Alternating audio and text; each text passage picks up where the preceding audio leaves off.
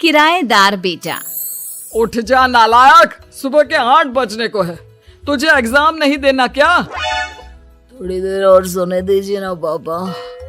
तू उठता है या फिर मैं तेरे ऊपर पानी फेंकूं? रोज गधों की तरह सोता रहता है, पेपर की कोई टेंशन ही नहीं है। और एक हमारा समय था जब हम पेपर में फेल होने के डर से रात भर पढ़ा करते थे, सो ही नहीं पाते थे। तो क्या अब आप उसका बदला मुझसे लेंगे? मैं 15 मिनट बाद उठ जाऊंगा, आप प्लीज जाइए, मुझे डिस्टर्ब मत कीजिए। इतना कहकर रौनक रजाई ढककर फिर से सो जाता है। तू ऐसा नहीं मानेगा, रुक मैं अभी पानी लेकर आता हूँ। बस फिर क्या था, इतना कहकर वो भागते हुए बाथरूम में जाते हैं और पानी की एक बड़ी सी बाल्टी लाकर रौनक के ऊपर फेंक देते हैं। पानी पड़ते ही रौनक झट से उठ जाता है। ये आपने क्या किया पापा? अब तू उठेगा नहीं तो यही करना पड़ेगा ना। वैसे थैंक्स डैड, आपके कारण ना अब मुझे नहाने की भी जरूरत नहीं पड़ेगी। चलिए अब आप माँ से बोलकर मेरे कपड़े निकलवा दीजिए, तब तक मैं ब्रश कर लेता हूँ। वैसे कल ना आप एक काम और करना, नहलाने के साथ साथ मुझे ब्रश भी करवा देना। ये ब्रश करने में ना मुझे बहुत आलस आता है। रौनक की बातों से अरविंद का मुंह खुला का खुला रह जाता है। वो अपनी पत्नी कमला के पास जाता है और रौनक की हरकतों के बारे में बताता है, जिसे सुन उसकी पत्नी हंसने लगती है। तुम अपने बेटे को समझाने के बजाय हंस रही हो। रौनक बच्चा है, धीरे धीरे सुधर जाएगा। आप क्यों उसके पीछे पड़े रहते हो?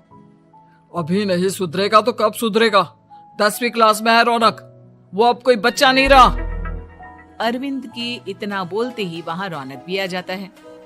क्या डैड, मैंने आपको एक काम दिया था, वो भी नहीं हुआ आपसे। अरे क्या हुआ बेटा?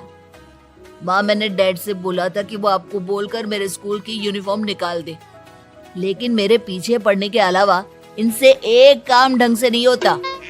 देख रही हो कमला, देख रही हो अपने लाडले को? अरे आप चुप रहिए जी। चलो बेटा, मैं तुम्हें कपड़े निकाल कर दे देती हूँ। बस ऐसे ही साल पर साल बीतते जाते हैं, लेकिन रौनक के रवैये में कोई बदलाव नहीं आता। वो पहले से भी ज्यादा आलसी और पूरी तरह अपने माता पिता पर निर्भर हो जाता है। 2 साल बाद पता नहीं कहाँ गायब रहता है पूरे दिन, अब तक तो आ जाना चाहिए था। अरे आप इतनी फिक्र क्यों कर रहे हो उसकी?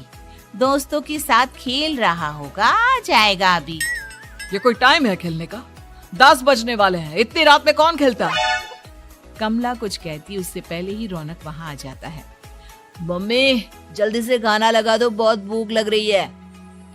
तुम्हें तब तक खाना नहीं मिलेगा जब तक तुम बता नहीं देते कि इतनी रात गए कहाँ से आ रहे हो।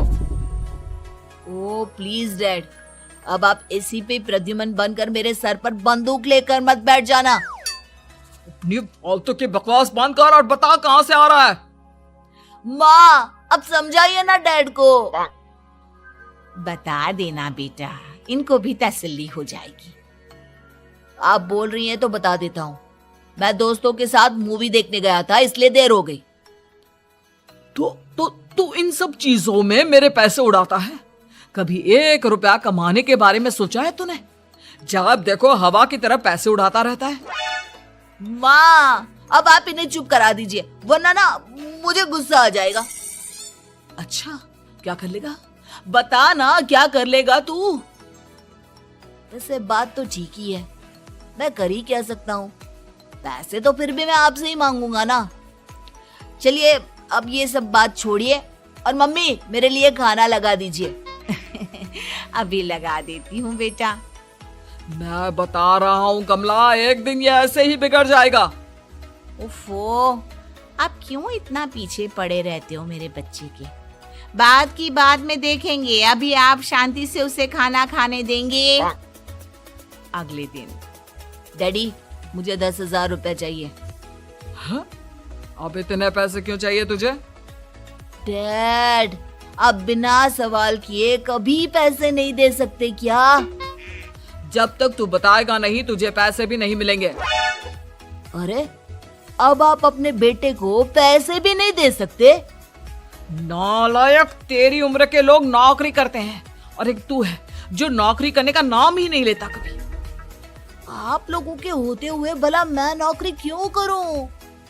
अरे हम कब तक पैसे देंगे तुझे? तुझे भी तो अपने पैरों पर खड़ा होना होगा ना। कौन सा उधार के पैरों पर खड़ा हूं? अपने ही तो पैरों पर खड़ा हूं मैं। इसी तरह रौनक दिन प्रतिदिन लापरवाह होता जाता है। उसकी लापरवाही को देखते हुए अरविंद और कमला अपने बेटे की शादी कराने का फैसला लेते हैं और 1 महीने के अंदर अंदर ही रौनक की शादी मेघा नाम की लड़की से करा देते हैं। शादी के कुछ दिन बाद, रौनक, मुझे एक अच्छी सी साड़ी चाहिए, आप ला दोगे ना? हाँ, क्यों नहीं। कितने तक की आती है साड़ी? यही करीब 5,000 तक की। तुम चिंता मत करो, मैं आज ही डैडी से पैसे मांगकर तुम्हारे लिए साड़ी ले आऊंगा। आप कब तक ऐसे ही अपने पापा से पैसे मांगते रहेंगे? कोई अच्छी सी नौकरी क्यों नहीं कर लेते आप? अरे डैड के होते हुए मुझे नौकरी करने की जरूरत ही क्या है? पर आप ऐसे कब तक उनसे पैसे मांगते रहेंगे? कुछ आपको अपने दम पर भी तो करना होगा ना। अब तुम भी बाकी लोगों की तरह मुझे ज्ञान देना शुरू मत कर देना। साड़ी चाहिए ना तुम्हें, मिल जाएगी बस। इतना कहकर रौनक अपने पिता से पैसे मांगने चला जाता है। डैडी, मुझे 5,000 रुपया चाहिए। अब 5,000 क्यों चाहिए तुझे? वो मेघा को साड़ी चाहिए थी। अरविंद आगे बिना कुछ कहे चुपचाप उसे पैसे निकाल कर दे देता है। कुछ दिन बाद, तुम्हें नहीं लगता कमला, रौनक हम पर पहले से भी ज्यादा डिपेंड हो गया है? मुझे तो अब उसके भविष्य की चिंता होने लगी है। कल को हमें कुछ हो गया तो वो क्या करेगा? काश तुमने पहले ये सोच लिया होता तो आज हमारा बेटा इतना लापरवाह नहीं होता। तब मुझे कहाँ पता था कि मेरा लाड प्यार उसे इतना बिगाड़ देगा कि वो इस हद तक लापरवाह बन जाएगा। कोई बात नहीं, अभी भी देर नहीं हुई। मुझे पता है उसे कैसे सुधारा जा सकता है। कैसे? अरविंद कुछ कहता उससे पहले रौनक वहां आ जाता है और पैसों के लिए हाथ फैलाने लगता है। डैड, मैं और मेघा बाहर घूमने जाना चाहते हैं। अरे वाह, ये आज सूरज कहाँ से निकला है? Dad please. अच्छा चलो अब मुद्दे की बात करो। मुझे अब 25,000 चाहिए। अब तुम्हें 1 रुपया भी नहीं मिलने वाला। अगर तुम्हें पैसों की इतनी ही जरूरत है तो कोई ढंग की नौकरी कर लो। मम्मी, आप कुछ कहिए ना डैड को। बेटा, वो गलत क्या बोल रहे हैं? ये सब हम तेरे भले के लिए ही तो कर रहे हैं। मम्मा, मैंने बताया ना आपको, मुझे नहीं करनी कोई जॉब वॉब। तो ठीक है, निकल जाओ हमारे घर से। तुम्हारे जैसे लोगों के लिए मैंने ये घर खड़ा नहीं किया है। जितना ये घर आपका है ना, उतना ही मेरा भी है। मैं कहीं नहीं जाने वाला। जाना तो पड़ेगा ही तुझे, क्योंकि अब मैं तेरा कोई भी खर्चा नहीं उठाने वाला। ठीक है, मत उठाइए मेरा खर्चा, मैं अपने दम पर भी जी सकता हूँ।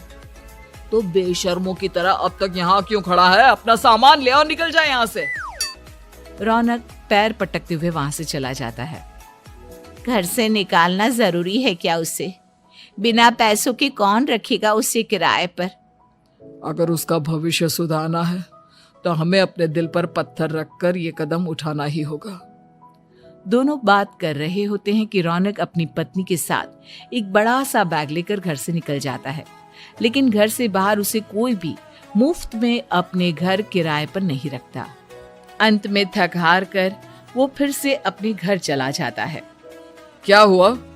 थोड़ी देर पहले तो दहाड़ते हुए घर से निकला था, अब क्या हुआ? नहीं रखा ना किसी ने तुझे किराए पर? डैड प्लीज, मैं कुछ दिनों में कोई अच्छी सी नौकरी शुरू कर दूंगा। आप तब तक तो हमें रख लीजिए प्लीज। सुबह से रात हो चुकी है लेकिन कोई हमें रखने को राजी नहीं है। अब आप ही बताइए, इतनी रात को मैं मेघा को लेकर कहाँ जाऊंगा? ठीक है, बहू की वजह से मैं तुझे घर पर रख रहा हूँ, लेकिन तू इस घर में एक बेटे की नहीं बल्कि एक किराएदार की हैसियत से रहेगा। 3 महीने है तेरे पास। इन 3 महीनों के अंदर अंदर मुझे तेरी पहली तनख्वाह हाथ में चाहिए, समझ गया? पक्का डैड, इन 3 महीनों के अंदर अंदर तो कोई बढ़िया सी नौकरी ढूंढ ही लूंगा मैं। ऐसे ही धीरे धीरे समय बीतने लगता है और अरविंद के दिए 3 महीनों में से 2 महीने बीत चुके होते हैं। पापा जी ने हमें 3 महीने दिए थे, जिसमें से 2 महीने तो बीत चुके हैं। अब ये आखिरी महीना बचा है। अरे तुम चिंता मत करो, आज मेरा ना 2 जगह इंटरव्यू है, दोनों में से कहीं ना कहीं तो जॉब लगी जाएगी। अच्छा, all the best. Raunak interview के लिए निकल जाता है, जिसके बाद शाम में रौनक घर आता है। कैसा गया इंटरव्यू? आपकी नौकरी लगी या नहीं? अरे पहले सांस तो ले लेने दो अच्छे से। बताइए ना, मुझसे तो जरा भी इंतजार नहीं हो रहा है। वो दरअसल बात यह है कि मेरी नौकरी तो लग चुकी है, लेकिन पैसे बहुत कम है। कितने पैसे हैं? 15,000। इतने में अरविंद और कमला मिठाई का डिब्बा लेकर आ जाते हैं। बधाई हो बेटा। हम जानते थे तेरी जॉब जरूर लगेगी। लेकिन मेरी सैलरी बहुत कम है मम्मा। कम है तो क्या हुआ, धीरे धीरे बढ़ जाएगी। हाँ बेटा, हम तो बस चाहते थे कि तू अपने पैरों पर खड़ा हो जाए।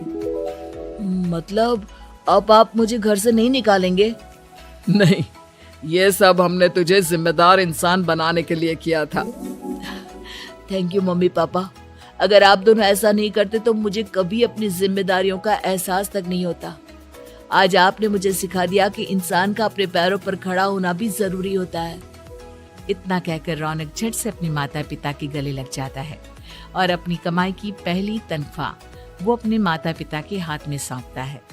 इस तरह रौनक एक गैर जिम्मेदार व्यक्ति से एक जिम्मेदार व्यक्ति। उम्मीद है कि आपको हमारी ये कहानी पसंद आई होगी।